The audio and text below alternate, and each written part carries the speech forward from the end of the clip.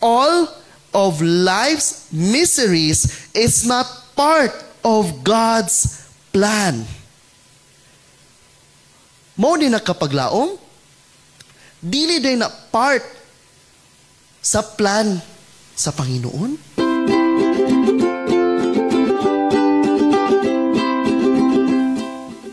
I am so blessed to be with you all, especially we are now at the second night of our nightly sessions for the Voice of Youth. Sa mga wala sa mga sites, I hope mag-uban ta sa pipila ka mga minuto, especially that we will understand more with our theme, Grow Up, Glow Up, Go Up. How to win in life and win life. Mga kaigsunan, before tamo delve in sa atong topic, I'd like to share to you a story sa usa ka 10-year-old na pangalan kay si Keith Utley. Kani si Keith Utley, mga kapaglaom, gikan ni siya kiat-kiat or adto sa iya mga friends, lakaw-lakaw o sa dihang na medyo hugaw kay siya no pag uli silang panimalay, ngano kaha mga kapaglaom. Niadto siya sa ilang balay o iyang gitawag iyang inahan, Ma! Ma! Ana siya, Ma! Nitubag yung mama, oh, unsa man nak? Ana din si Keith, if I fell out of a tree, would you rather I broke a leg or tore my pants? Sabi ni siya pa, niingon siya na, Ma, kung nataga ko sa punuan, may mas dili kayo, mas arang-arang pa di ay, na nabali akong bukog or nagisi akong pants. Ana pa yung mama sa laundry, Nak, mas arang-arang siguro na kung nataga ka sa punuan na kuan ka na nagisi na lang imuhang pants. Ana pa si Keith, Ma, good news. Moto na hitabo sa kuha, nagisi ang akong pants kay natagak sa punuan. No, lahi ra jud ang kahimtang ni Keith. I think naka-remember ta sa ato ang childhood memories na magkuan na ton, magdagandagan, maggukod-gukod sa atong mga silingan, magdula og tumbalata og kanang patintero. Wala tayo lain hunaw-naon, di ta maghunaw nag mga bills, di ta maghunaw nag responsibilidad. Dagan-dagan lang tao niya pag ulig balay, mo pud ta kanang ipunish pud ta sa atong parents, no? Labi na kung maghugaw-hugaw ta. Pero mora jud ang atong giproblemahan. Wala na lain. That's our childhood dream. Apan, kita man jud tanan maka-reach ta sa atong adulthood. I am also an adult, mga kapaglaom. And nako'y pangutana i-share sa inyo ha. How is life treating you so far? Kamusta ka na? Musta na ta? Basinay uban sa tua na problema na kung napabay pang bayad sa next bill. O basinay uban diha na bag-o nasakitan sa kasing-kasing. Basinay uban sa tua diha nabagsak sa exam. Basinay uban sa tua na bag-o lang nawud-an og trabaho. Guys, if we could turn back sa time na makahandom ta na what if mo balik ta sa tuang pagkabata na wala lang unaw-naon kundi dagan-dagan lang hantod mabunalan sa tong parents. Pero kabalo no, this is life, or so this is life. Murag mo man jud atong pangutana karon na ingani na ba natong kinabuhi karon? Ingani na ba atong kahimtang? Well, mga kapaglaom, kani ang atong title sa ining kagabiihon na topiko. So before tamo padayon, akong iauhag ang tanan na iduko atong mga ulo alang sa pag-ampo.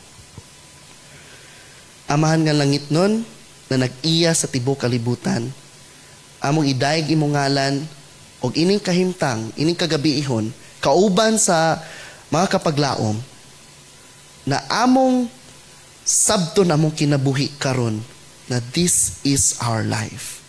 Mao na dyan niya mong kahimtang, Lord, or base naa kay giandam para kanamo. Busa, Lord, hinaot masabtan namo ang every topic para kami magalantaw og naaduna bay pamaagi para madaog sa kinabuhi og ang kinabuhi mismo. Kini amo gipangayo sa ngalan ni Jesus. Amen. Mga kapaglaom, life is tough. Tama ba? Life is tough. Why? Because life is full of hard choices. Sa tanan mga choices, mga kapaglaom, adunay tulo na very hard siya na choice. Moni silang tulo. Una, trabaho. Magtrabaho ba ka? Magnegosyo ba ka? Magtambay ra ba? Unsa man atong career sa tong kinabuhi. Usa na siya ka major choice sa tong kinabuhi. Ikaduha, relihiyon. Unsa may pagtuo na atong ibutang sa atong kinabuhi. Unsa may mga moral values, unsa may mga prinsipyo na atong i-keep, atong i-stood firm. O ikatulo, importante po ni siya ang inyong partner sa kinabuhi. Important kaayo kay nga naman, dili man maga-shape ang inyong pamilya. Dili lang sa inyong present na pamilya o sa inyong future, apil na sa inyong future family. Important kayo na kaning decision, dili nato siya ipakyas. Pero kabalo mo mga kaigsunan, mga kapaglaom, bisan pa man okay atong career, okay atong tinuuhan, og nindot kay atong partner, bisag unsa pa na siya kanindot, mga pagsulay na agyapon. Bisag okay pa itong desisyon, naagyapo ng mga pagsulay. And kana mga pagsulay, makaapekto na ba na siya sa atong pagunahuna, sa atong paglantaw sa kinabuhi, o labaw na pod sa atong pamilya, o sa atong future families. Nga naman, we are in the process of maturity. And when we say the process of maturity, it can be painful. How come? How come kapaglaom? Una, your circle of friends will be limited. Kung friend to all ka dati, na daghan kay kag friends, na pati si mong Facebook ni abot ang 5,000, maabot jud sa punto, napipila na lang jud atong friends.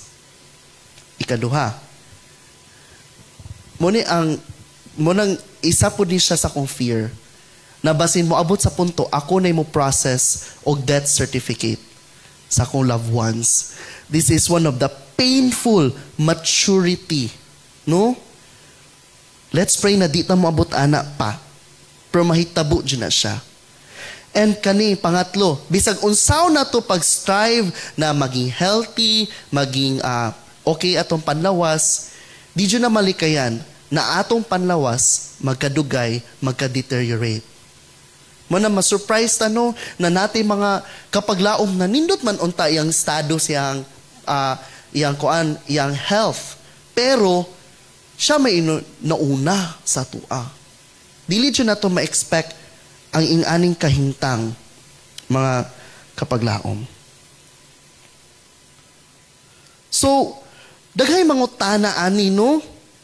Same po ani sa akong presentation. Why is life treating us this way? Nganong ing-ani man natong kahintang? Nganong naaman dyo'y mamatay? Nganong naman dyo'y kasakit? Nganong man na ing-ani atong kahintang? Bisag okay atong ma-decision, nganong man na, di ba? Adunay mga problema. Mo na makapangutan na tag-ing-ana mga kapaglaom. Pero abi pa ninyo, adunay tubag ang pulong sa Diyos. And I hope everyone is ready sa atong pagpaminaw sa mga pulong kay it will give us light. Why are we suffering? Why are we having this kind of life? And the first point na gusto na ko i-share sa iyo makapaglaom, I hope ato ni mabasa. All of life's miseries is not part of God's plan. Mo din nakapaglaom, dili din na part sa plan sa Panginoon? Yes. Matud pa sa Genesis 1:31. And God saw everything that He had made, and behold, it was very good. And there was evening, and there was morning, the sixth day. What does it tell us? Pag mingon tag very good, walay pakyas, walay mistake. Meaning, ang kahimtang de ay sa original pa, perfect. Kung manotice nato sa prior na verses sa creation, good lang ang gingon sa Panginoon. But once God made Adam and Eve, He said to His creation, very good, meaning perfect. The world was created perfect. No signs of decay. And there was no trace of suffering. But wait kapaglaom. Why mo makanang original? Pero nganong ing-ani man natong kahimtang karon? What led us to this imperfectness, this suffering? All right. We will proceed to the next chapter. And I think, kailan naman siguro mo ani na story, no? Kabalo na ta. Unsay gingon diri ah. So when the woman, also known as Eve, saw that the tree was good for food. Okay. Unsay na food ang gipasabot ani? The fruit of the knowledge of good and evil. And she saw that it was a delight to the eyes, and that the tree was to be desired to make one wise. So, going back, no, it was the serpent who tempted, right? So, but Eve was convinced na dili na ni makapatay ang katong prutas kumukaon sila. Apan, they will become wiser. And what happened, mga kapaglaom? That she took of its fruit and ate it. Kaon niya, mga kapaglaom. Og iyang gihatag ang bahin siyang bana, og iyang bana po na si Adam, ni kaon po. Og unsay nahitabo, mga kapaglaom? Matod pa diri then the eyes of both were open, and they knew and they saw that they were naked. And that, dali din sila og pangita og leaves para itabon silang kagalingon.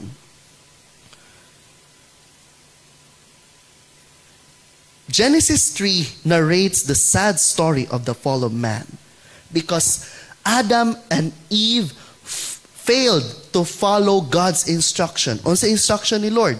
Not to eat the fruit of the knowledge of good and evil, and yet they listened to the voice of Satan, the serpent. So nakasala sila. We know that sin is the transgression of the law. Meaning to say, sin is something that you break, you failed to follow the instruction. What happened next? What happened next? They heard the sound of the Lord walking in the garden in the cool of the day. And the man and his wife hid themselves from the presence of the Lord God among the trees. Unsa gito ilang kahimtang dati? Ilang kahimtang dati kay they were enjoying God's presence. Wala sila problema na si Jesus, si God, naglakaw-lakaw. But karon na nakasala sila, nitago sila from God. And now, how did God respond when Adam and Eve sinned? Mangutan ako sa inyo mga kapaglaom, kabalo na ba ang Panginoon na nagtago-tago sila Adam o si Eva tungod nakasala sila? Oo. Apan gusto niya na mo-confess silang gibuhat. Karon, the Lord God called to the man and said to him, "Where are you?"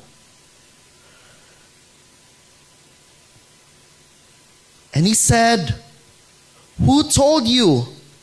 Kinsay nag-ingon sa inyo ha? Na naked mo. Na hubo mo. Gikaon ba ninyo ang prutas gikan sa punuan na naang kaalam sa maayo ug daotan?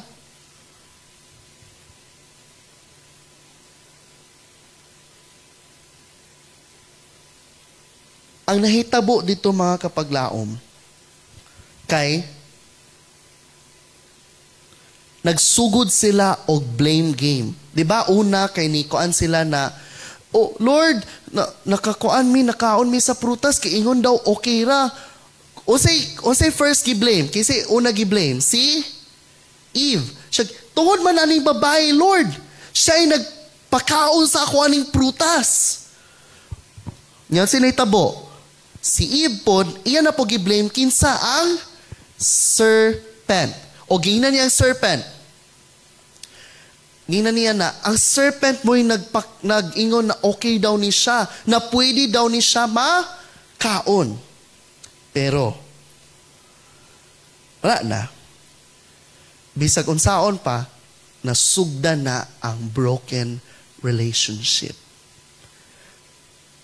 So I tell you mga kapaglaom, sin is primarily a broken relationship with God that leads a broken relationship with others and even to oneself.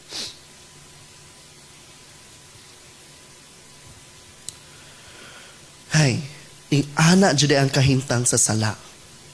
Tungod sa sala, nadaot atong relasyon sa atong Dios. Tungod sa sala, nadaot ang atong relasyon sa isig katawo. O tungod po sa sala, nadaot nato ang relasyon sa atong kaugalingon. Pero, decision man ni nato, it was the decision of our parents, of our first parents, si Adam o si Eva, na ilang i-commit tong first sin.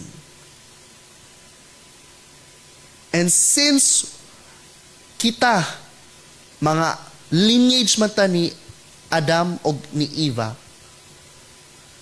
we must face the consequence of this sin. The first natural consequence of sin is pain. Matud pa sa Genesis chapter 3 verse 16, to the woman he said, "I will greatly multiply your pain in childbirth. In pain you will bring forth children, yet your desire will be for your husband, and he will rule over you." Pain. Pain can be physical. Pain can be mental. And pain can be emotional. It's actually an immediate outcome of sin. To clarify, pain is the inherent outcome of sin. Dili na siya tungod kay, kay kamo nakasala mo, ihatag na mo revenge. No. Dili na siya tungod kay nasuko ni si Lord sa tuwa. No. Tungod na siya sa sala sa atong gibuhat. Pain is part of the consequence of sin.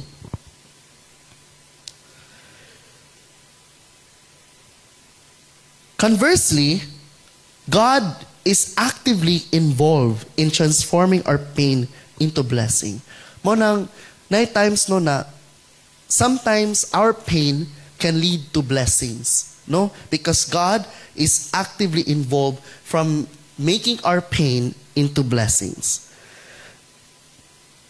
Si Philip Yancey nag-wrote og usa ka book entitled Where is God when it hurts?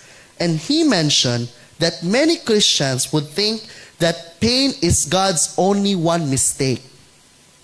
But Yancey said, the mechanism of pain in the human body operates much like the warning system I experience in orchestra hall.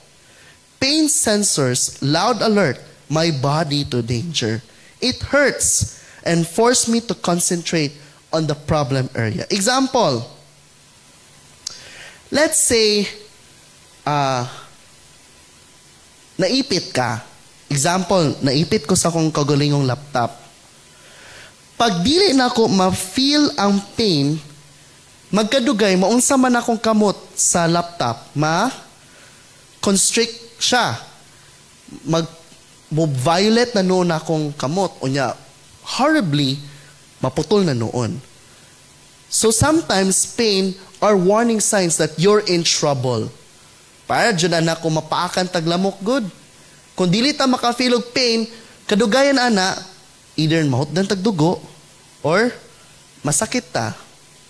So pain is also a warning system sa tua. Just like how Philip Yancey mentioned sa iyang book. Imagine jud na if we do not have even the spiritual and emotional pains. Kay kung wala, dili na to mahibaw-an kung asa ta ni what went wrong. Especially no kanang sa kung mangita ta o kanang kapartner, karelasyon, kung nanagay kasakit sa initial sign pa sa relationship, usa na siya ka-sign na something is wrong in that relationship. No? Kay basin mo, abot na no sa punto na pag magtiayon na dili na pwede mo back out, dili na makita ang mga red flags. Di ba mga kapaglaom? Samot na pag-abot sa espirituhano na signal. That's why pain would bring us to Jesus. The second natural consequence of sin is hardship. In Genesis 3:17 to 18, curse is the ground because of you. In toil you will eat of it all the days of your life. And if you read further, note that the phrase, in toil or sorrow you shall eat. This is the same term previously used to describe the pains of childbirth of Eve. It is now employed to warn Adam. Kay katong pain, childbirth. So asa nakalink ang pain? Dito kang Eva. O dito na dahil girelate kang Adam na aduna po'y consequence, especially sa men, na challenges, especially while trying to survive the land without the Lord being directly with them because of the sins that they have committed. The third natural consequence, when we say natural again, inherent ni, part dyan ni siya sa consequence tungod kay nakasalata.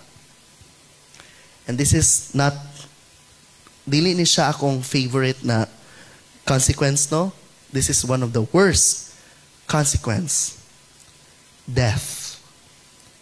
O sige ngon sa Genesis 3:18, for you are dust, and to dust you shall return. After the fall of man, the law of tombstone of the grave is universal.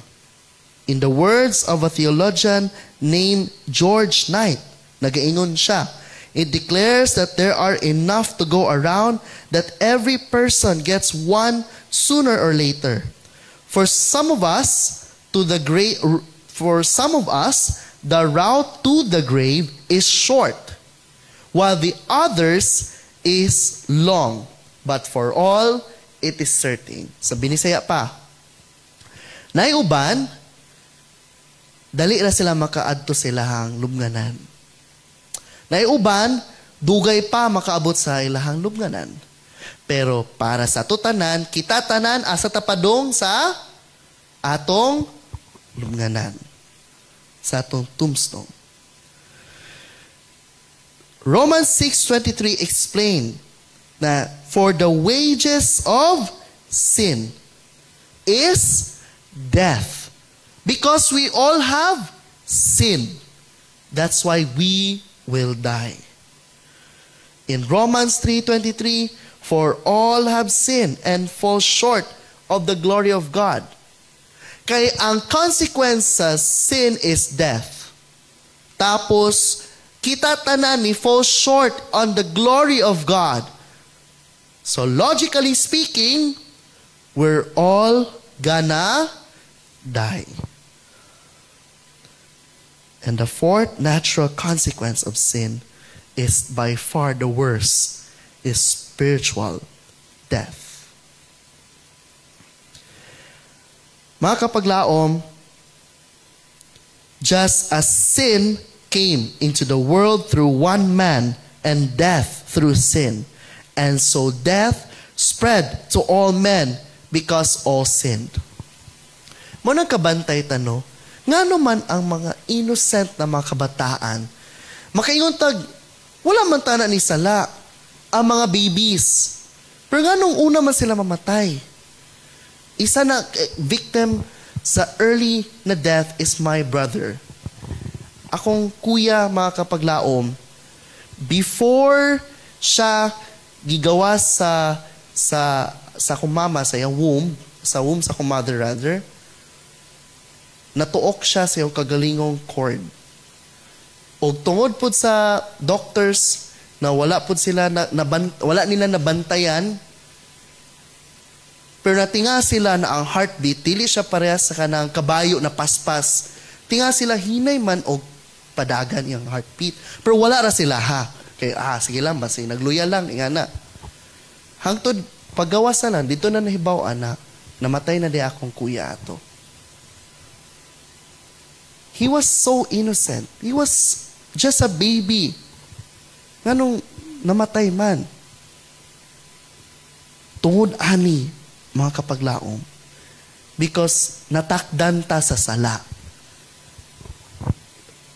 As it is said here, our sinfulness started as soon as we were born. Yes, kita tanan were born sinners. Wala jud tayo na born diri sinless. Ang sinless sa jud ato na time no, kay sila Adan og Eva tong before sila napakasala. We are born out of sinfulness.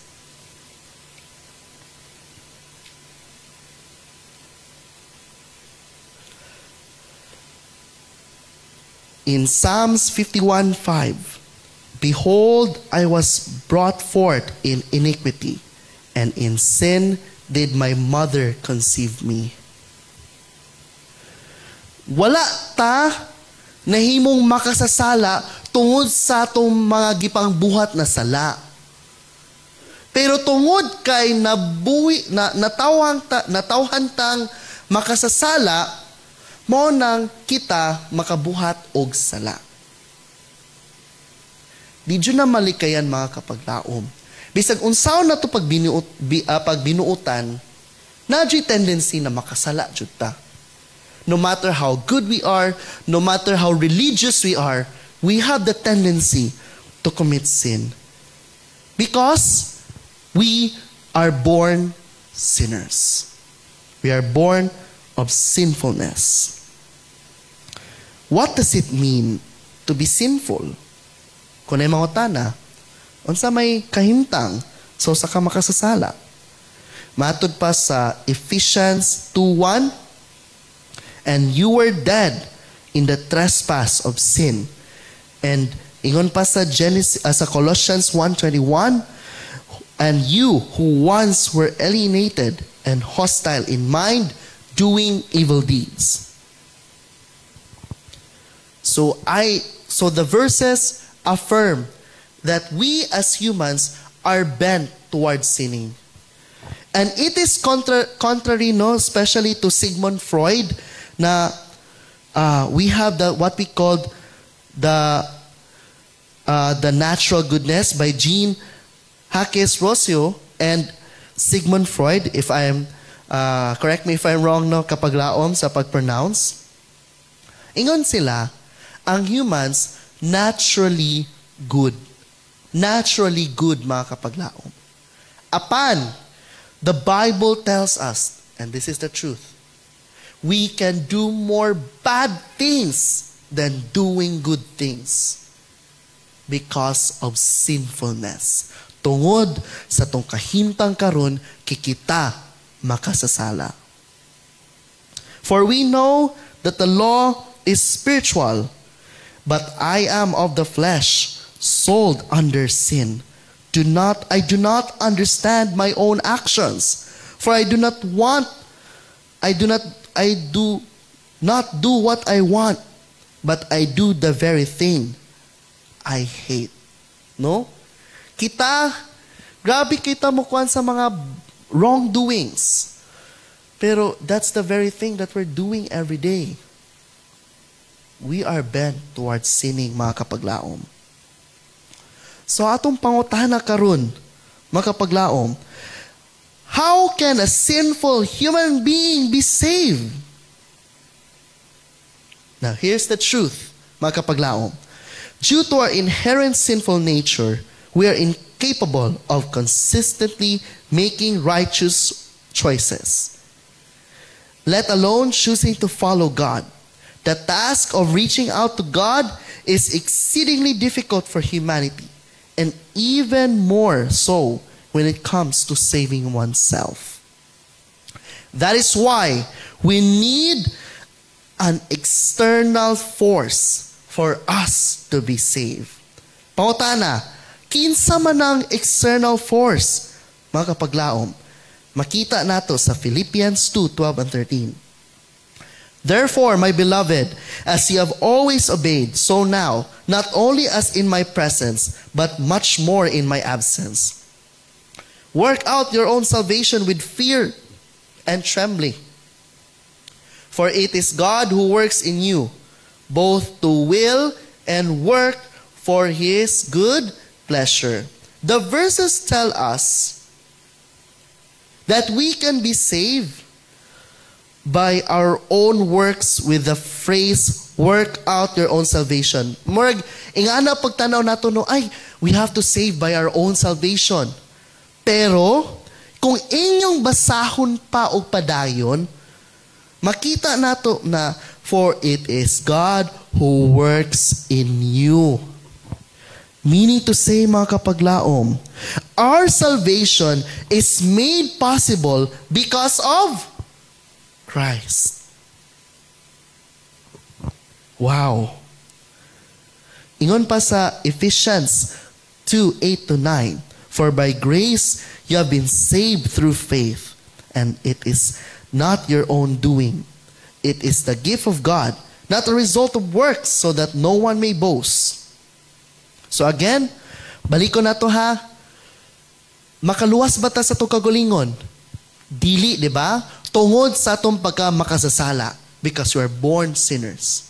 And that we need God to save us through grace.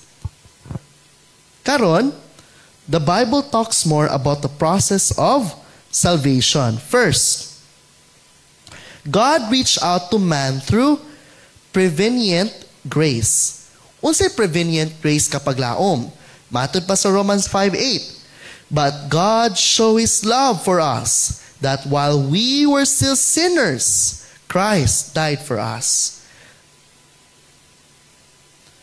Our salvation was not a result of our own actions, but rather a result of God's intervention.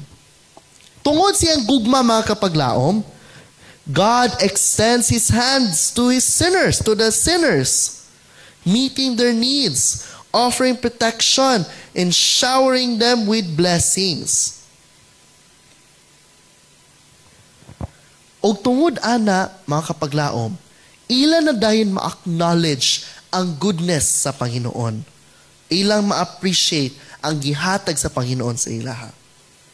God is doing another grace called the common grace. Matthew 5:45 says, "So that you may be sons of your Father who is in heaven, for He makes His sun rise on the evil and on the good, and sends rain on the just and the unjust." Prevenient grace empowers individual to choose between a positive or negative response. And the response will be demonstrated through faith. Right? Because God saved us. It is our faith that will hold that salvation. If you could read with me, let's recite it together. For God so loved the world that He gave His only Son, that whosoever believes in Him should not perish, but have eternal life.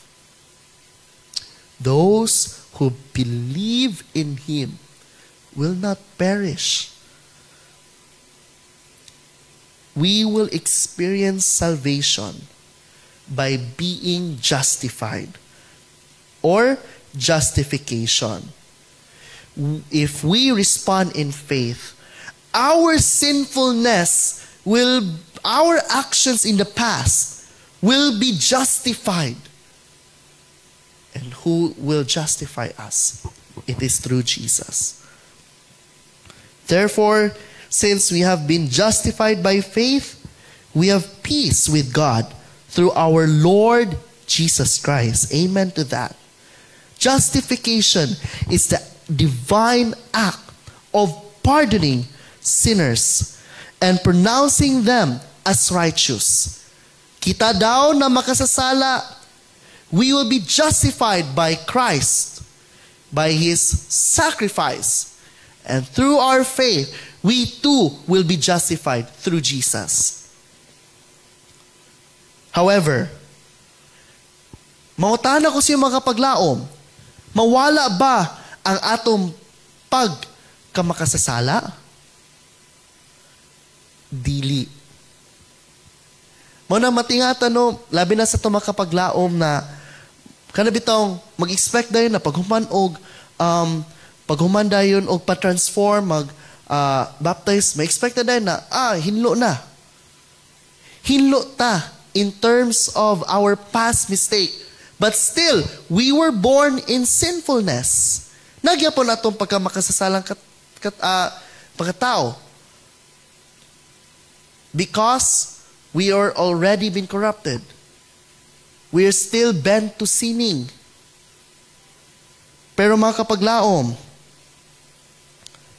tungod ana, adunay method na i-share ni Christ sa tua. And I hope everyone would listen. But before that, George Knight describes us sa itong kahimtang in this way. Through justification, we are made righteous, but not yet righteous. So it means to say, mga kapaglaom, na we are made righteous by Christ, but we still have the tendency to do sin. So what are we going to do about it? Or the better question, what will God do about it? O sige, ito yung first gibuhat, justification. Gi-justify ta tungod ni Christ. So ang pangkaduha na effort sa Panginoon is sanctification. But now that you have been set free from sin and have become slaves of God, the fruit you get leads to sanctification and it ends eternal life. Kaning process sa sanctification, mga kapaglaom, it takes a lifetime. Till death or beyond. As long as we are on earth, naagya po tayo tendency na makakommit og sala. So dapat ang sanctification naagi hapon sa tua. That's why we must present ourselves as a living sacrifice, no? We must be holy and acceptable to God. So by that, we need to be sanctified day by day. Paul, in his verses here, calls us to present our bodies to Christ. But it is important to note that Paul calls us to be transformed. To the word transform here comes from the Greek word metamorpho, where we get our English word metamorphosis.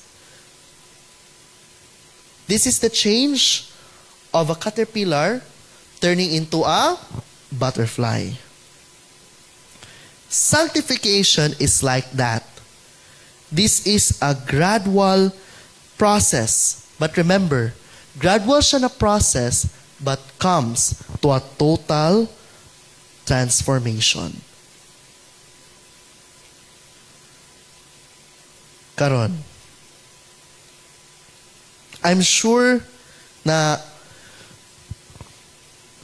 excited na ta sa last part na ako i-share sa inyo, ha? Especially kay this is the final part of our salvation. Unsa man na siya kapag laom? The final part of our salvation is the change of our human body and human nature that will happen during when? Glorification. Behold, I tell you a mystery. We shall not all sleep, but we shall be changed. In a moment, in the twinkling of an eye, at the last trumpet, for the trumpet will sound, and the dead will be raised imperishable. What do you mean by imperishable? Indestructible. We shall be changed. In the end, what our nature is, no, ang unsa ato nature diri sa kalibutan will be changed during the glorification. Even 1 Thessalonians 4:16-17 answers, when will this happen? Kanos amaning mahitabo na kita malahi atong lawas, malahi atong nature. In 1 Thessalonians 4:16-17 says, for the Lord himself will descend from heaven with a cry of command, with the voice of an archangel, and with the sound of the trumpet of God. And the dead in Christ will rise first. Then we who are alive, who are left, will be caught up together with them in the clouds to meet the Lord in the air. So mga kapaglaom, it will happen when Christ will finally come again. Wow!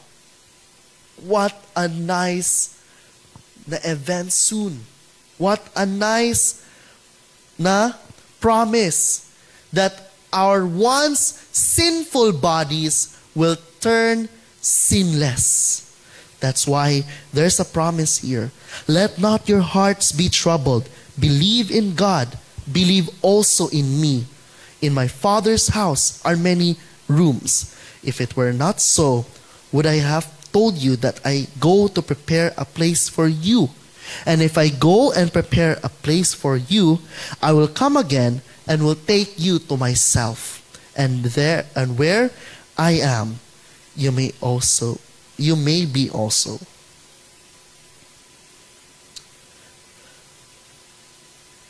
When the Son of Man comes in His glory and all the angels with Him, then He will sit on His glorious throne. Imagine mga kapaglaom, what a day that will be that we could see Jesus and His angels. He will come in glory. And take note, pipila ra ba'y makalantaw sa yaha mga kapaglaom? Dili. Because every eye can see Him. Siguro maglibog tanog, unsama na ni Jesus na makita tatanan. It's a mystery that we want to see soon. Right, mga kapaglaom? In other words, dili secret ang pagbalik ni Kristo. It will be a glorious event, much like a concert, no? Na daghay makakita, but in a worldwide setting. As said in this verse of this glorious event, it will be universal, tanan, makalantaw. Remember that 1 Thessalonians 4:16 said that trumpet will be sounded. Meaning, daghay makadungog, tanan makadungog. Dili lang kay nara sa Mindanao ra madunggan nato ang atong Savior. No. Tibuok kalibutan. John, the Revelator, one of the disciples of Jesus, saw it in his vision. And that's why he wrote the book of Revelations. Because he saw the new heaven and earth. For the first heaven and the first earth had passed away, and the sea was no more. And on that day, God will wipe away our tears, and death shall be no more. Wow! What a day that death will no longer be there, mga kapaglaom. Amen to that. Come a time na dili na ta mag-worry na atong loved ones mamatay, or even anyone would die. What a day that will be. So you might be excited, no? I am also excited, mga kapaglaom, na moabot na kay nga ng kahimtang that we will be changed, we will be glorified, we will be sinless, and will come together with Christ in the heavenly homes. And let me tell you this will happen very soon. Kapaglaom, yun sa man yung pagkabalo, na hapit na mubalik ang Panginoon. Let me share you this. Jesus gave a sign when He was still on earth.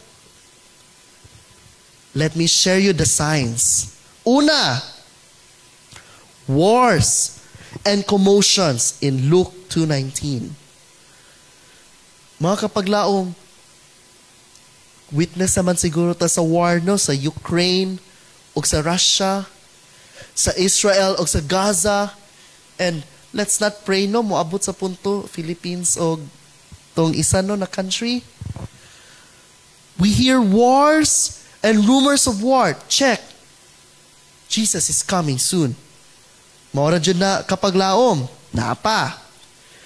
Unrest, fear, and upheaval in Luke 21, verse 25 and 26. Munang makabantay tano ang mga kapaglaom, nagkataas na anxieties kinabuhi.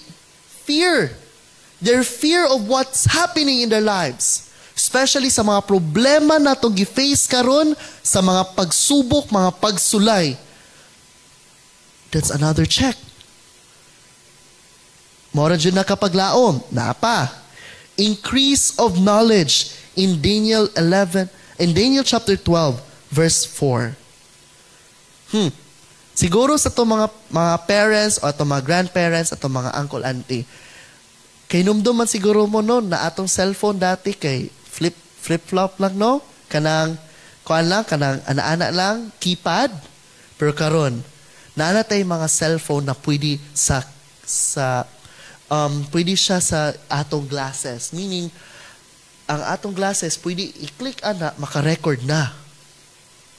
Natay mga wristwatch na pwede nato gamito na cellphone.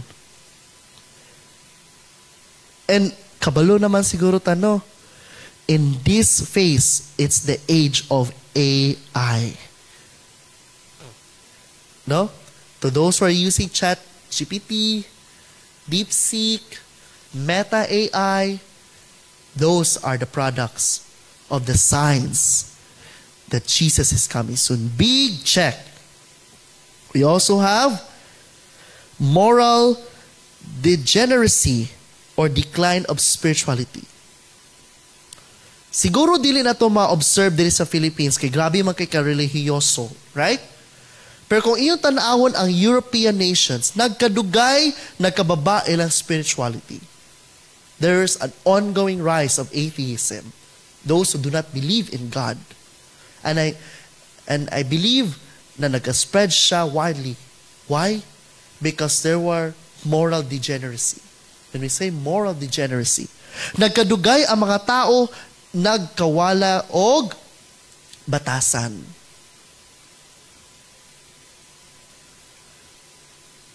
Another is craze for pleasure. Muna siya sa 2 Timothy chapter 3 verse 1 to 4.